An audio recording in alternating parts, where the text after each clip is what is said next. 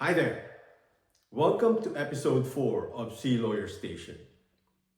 My name is Jose Mallari. I will be joined today by Patrick Baja. He is a proud U.S. Marine veteran and Filipino entrepreneur. For his community service, he has been chosen to be honored by the Nevada Energy Company and the Las Vegas Raiders football team in the NFL. If you find value from this episode, please hit the subscribe button. I would greatly appreciate it. Are you ready? Let's rock and roll. Hi, Patrick. How are you? I'm good. How are you, sir? Good. Thank you for sitting down with me today. And I'm enjoying the views in Las Vegas before I arrived here to meet with you. Good timing. Yes. It's still summer. Absolutely. I'm enjoying the long weekend. Yeah, so for sure. it's good. So welcome to episode 4 of Sea Lawyer Station. I'm here to talk up to you about your upcoming recognition. First of all, I want to thank you for your service. You are a proud Marine veteran. Yes, sir. And congratulations on your upcoming award from Nevada Energy and Las Vegas Raiders. Could you tell us about what that award or recognition is all about? Yeah, absolutely. So I'm a part of the U.S. Filipino Veterans Association here in Las Vegas, and our president, Alex Pena, nominated me for the recognition. What they're looking for is somebody who is doing a lot of work in the community and is also a veteran. So I fit in that perfectly. Oh, very good. How did you hear that you were selected, you were chosen for the award? Actually, Alex is the one who told me that he wanted to nominate me. So he had emailed me and said, "Hey Patrick, there's this program that's going on. I would like to nominate you. Would you accept?" Absolutely. Did Nevada Energy or Raiders contact you to confirm? Yes. So Yeah, okay. because I won, because I was nominated, and they said you are selected for it, then they reached out to me and said, you know what I mean? Wow, that's exciting. Yeah. So what was the process? Okay, you were chosen, you're eligible, you're going to be awarded. Where and when is that going to happen? It's going to be on October 12th at the Raiders Stadium, Allegiant Stadium. I get 2 free tickets and a parking pass to go, and they're going to recognize me. I don't know when, but during the game, they're going to recognize me for my work in the community. Okay. What does this mean to you personally? And since you're a veteran, what does this mean? Does it mean anything for our fellow veterans? It means a lot that I'm being recognized for my efforts. It's always nice to have somebody recognize your efforts and validate that you are doing something right. But again, it's I don't really work for the recognition. I work for the people. I work for the people that I can help. That's what it's all about. I don't really care, again, about the accolades. I know that I made a difference in somebody's life by helping them. And if I can get recognized, sure. But again, it's not about that. In other words, you're going to continue serving the community after this, right? Absolutely. Got it. Okay. Now let's go back to the beginning. Where were you born and where did you grow up? I was born in Washington State, so my dad was in the Air Force, and we were stationed in Spokane, Washington, Fairchild Air Force Base. So I was born there, but maybe 3 months after I was born, we moved to the Philippines, to Clark Air Base, and lived there for 5 years. Wow, 5 years. Mm-hmm. What age again? Sorry, I missed it. What age? Basically from newborn to almost 6 years old. Okay. Do you ever remember like your life going outside the base? In the Philippines? In the Philippines, yeah. Yes, absolutely. Oh, cool. Yeah. Are both your parents? Where were they born? Were they born in the Philippines or here? Yes. So my dad was born in Cavite province, and then my mom was from Quezon province. Quezon. Okay. Mm-hmm. Do you understand or speak Tagalog? I understand it, but I'm out of practice with Tagalog, so I can't speak it very well, but I can totally understand it, but I'll always answer in English instead. So what are your favorite Filipino food? Yeah, it's the usual, right? Everybody says adobo, lumpia, pancit, kare-kare, same thing, right? You know, I don't venture too far from the norm. I Yeah. don't like dinuguan. It's gross. Okay. So, you know, no, I don't want anything out of the ordinary. Do you know how to cook Filipino Absolutely. food? Absolutely know how to cook, Good. yes. Since I mentioned being in the Marine, going on the ship, how was your life before the Marine Corps? Well, I was a military kid, so the military was very, very easy transition for me because I've lived on a military base all my life. Again, it was an easy transition for me to go to boot camp. I knew all the customs and courtesies. I knew that kind of stuff. So just the hard part for me was the physical part, right? The Marine Corps is one of the hardest physically out of all the branches, and so I wasn't in the best shape when I started, but I was able to pass physically and with the physical fitness test and all that, and yeah. Your dad was in the Air Force, right? Yes. Why did you choose the Marine Corps? I wanted to challenge myself, you know. It's funny because wholeheartedly for the longest time I was going to go Air Force, Air Force, Air Force. All throughout high school I was telling myself, yep, you're going to Air Force, you know what I mean? And approached by a Marine recruiter and said, he said, oh, you know, what are you going to join? I said, oh yeah, I'm going to join the Air Force. And he says, oh really? You want to just be lazy all your life? And I was like, ooh, ouch, you know? He actually said something worse, but we're not going to say what he said, and we'll keep it PG, but Okay. he exclaimed, oh, you want to be, you know, you want to take it easy the rest of your life? And, you know, I was kind of a sheltered child, and I needed to try something to challenge myself. And so, sure enough, I said, you know what? Let me try it. What age did you decide to join the Marine Corps? And was that like your dream as a child? My dream as a child was to be in the military for sure. Oh, wow. But again, because all my uncles are Navy, right? Okay. I have a warrant officer. One of my uncles was a warrant officer. One is a chief.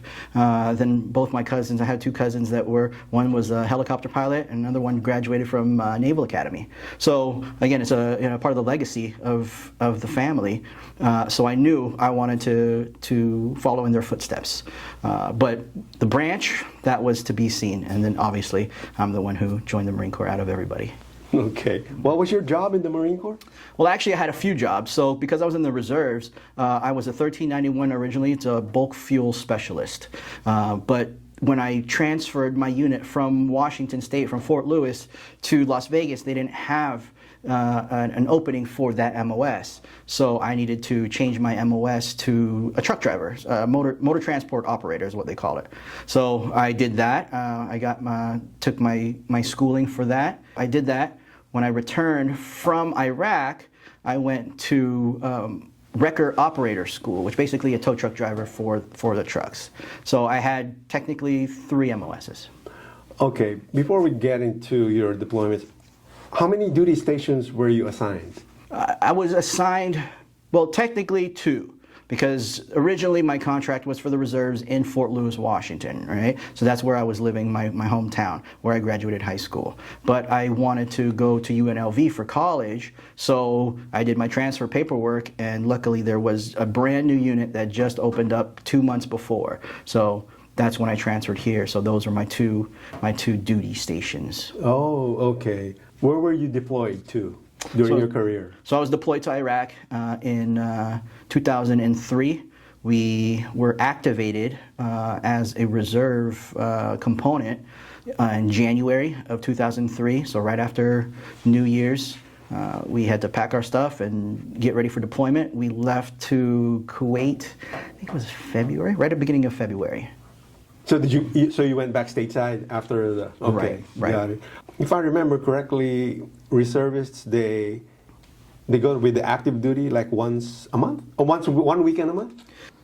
Because you never, I'm assuming because you never went on a ship, you never stopped by the Philippines during your military career. Not with the Marine Corps, Not but Marine again, Corps. I was with my dad. He was stationed in Clark. Okay. What was your proudest moment as a Marine? Proudest moment probably when we came back from Iraq, you know, having survived the war and not having any crazy injuries to myself. That was, you know, I didn't lose a leg, I didn't, you know, get shot. I survived in one piece was probably one of my proudest moments. giving the rifle back to the armory after we were done. We were carrying the rifle, 24 hours a day, 7 days a week for 6 months. To finally give that rifle back to the armory and say, all right, I'm kind of quote unquote done for now, was a very proud moment. Good. Do you think your Filipino upbringing has had a bit of influence on your decision to join the Marine Corps and now serve the community? No, it had nothing to do with my nationality and anything like that. Again, it was mostly the legacy that my uncles, my dad, had instilled in me, with showing that this country that we immigrated to is taking care of us, and so we need to give back to that. And what's a better way to give back to your country by serving it? Did they all retire or no? Majority of them did, yes. If you could sit across a young service member who just started their career in the military, what would you tell that person about regarding military service?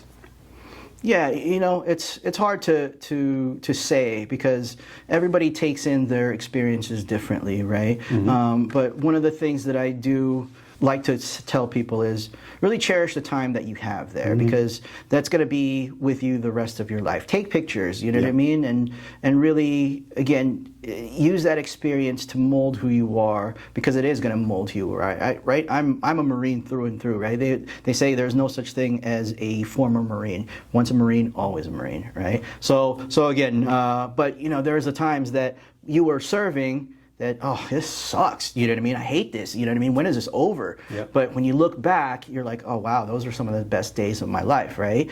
Again, it's hard to say, hey, look, cherish those times when you're digging sandbags and, you know what I mean, digging your fighting hole and your hands are bleeding and you're on a 20-mile ruck march dying, and it's hard to think of the positive, but when you look back, it's like, oh yeah, I remember when I did that, that sucked, but I'm alive, right? I agree with the pictures, man, because I didn't have much, and so I'm jealous of when I see photos, not because of the smartphones, their cameras now. So we never had that before, and we didn't have internet either. So it was a lonely deployment. But yeah, I agree. Take photos as much as they can. Yeah. Okay, good. So after your military career, how was your transition from military life back to civilian life? Well, again, like I said, I had grown up military life all my life, so it really was. My life was always military, period, right? Okay. And as well, too, being a reservist, I had my regular civilian job as well, too. So for me, it was kind of flipping the switch, right? Once we put the uniform on, that's when you play Marine, right? But again, the Marine Corps is different, right? It's in you through and through. It's even when I'm in my civilian jobs during that time. When I was in my civilian jobs during that time, everybody knew that I was a Marine. I held myself to that standard. I stood, tall. I had those, those traits about me that people can tell. Oh, look at this guy. This guy's, he must be military. Just the way that he holds himself, right? I've had so many times where my managers used to tell me, it's like, yeah, you really, you don't slouch. You're really disciplined. You're always coming in early. You know what I mean? Again, I didn't really have a transition because I just held myself to that standard no matter where I was. Was your job, civilian job, and your civilian job now, are those same industry? Absolutely not, no. What do you do today? So, well, now I have a cleaning business, but in the past, when I was in the Marine Corps, I was working luxury retail. So I was actually working for Dolce & Gabbana at the time. The time that I have deployed to Iraq, I was working for Dolce & Gabbana as a cashier. Okay. So, cleaning business, can you tell us more about that? What kind of cleaning business? Yeah, so cleaning business, I do residential, commercial, post-construction cleans. So you name the type of cleaning you need, we'll do it. Besides people dying type stuff, the hazardous waste. But for the most part, just regular cleaning of houses, office buildings, you name it. Yeah, we do that. What led you to this business? Actually, when I came back from my MOS school and boot camp, my parents divorced. So my parents split up, and I went with my mom, and we had to rent an apartment. Well, during that time, she was just a CNA and wasn't making enough money on that salary to pay for the rent by itself. So luckily, my sister was a receptionist at a doctor's office, and she got us the contract to clean her office every single day. So we got paid to do that, and it was actually really simple. You know, just clean the office every single day, take out the trash, clean the bathrooms, and we made good money that was able to pay the rent. So I wanted to expand more during that time, but my mom's the boss. She wanted to do what she wanted to do, and she said, no, you know, I'm too tired. Let's just stick to this one, and that's good enough. So I said, okay, no problem. Well, now that I had a chance, I said, you know what, let me try my hand at it by myself to see how I fare on my own. Yeah, I've been doing pretty well. I've heard that some or maybe more of our veterans are having difficulty transitioning from military life to civilian life. What can you say to these veterans about their transition, and also to our active duty, because someday they're going to transition to civilian life? Yeah, that's a hard question because, you know, some people, I consider myself a chameleon, right? I can really adapt to every environment and every situation, and that's what helps me out from transitioning from civilian life to the military life, because you really need to be adaptable, right? The Marine Corps, this says, what do they always say? They say, improvise, adapt, overcome, right? That's one of the things, and you know, I really take that to heart because, again, the civilian world is very, very different from the military world, but you got to adapt. You can't be stuck in your ways. As hard as it is, you need to be able to transition, be able to kind of flip that switch, to do as best as you can to work in that environment. Because again, just even like in the military, you're not gonna, if you're in the jungle, you're not gonna do the same things that you would do in the desert. So you need to act accordingly. Good. Yeah, I agree. Right. Is there anything you would like our viewers to remember from your story? You know, I'm just a normal guy, right? Again, I work hard. I do my best to help the community out. There's nothing special about me, right? You know, I'm just doing my part to be a good person. You know, kindness is everything, right? Mm-hmm. Just be kind. Everybody's fighting their battles, you know what I mean? Everybody is going through their situations. We just got to do our best to be kind, and it can be hard at times, but you know what? Look, if you can help somebody out and make somebody's day brighter, it doesn't even have to cost anything. Just a gesture of, go ahead and get in line in front of me. I see you're busy, whatever it is, just do it. But you know, everybody is so riled up and caught up in their own world and too selfish that it makes it worse. So just take it easy, you know? Mm-hmm. Yeah. So ladies and gentlemen, I hope you learned something from this episode, and if you find some value from it, please hit the subscribe button. I will greatly appreciate it. And to my guest, Patrick Baja, again, thank you for your service and congratulations on your recognition from Nevada Energy and Las Vegas Raiders. Thank you so much.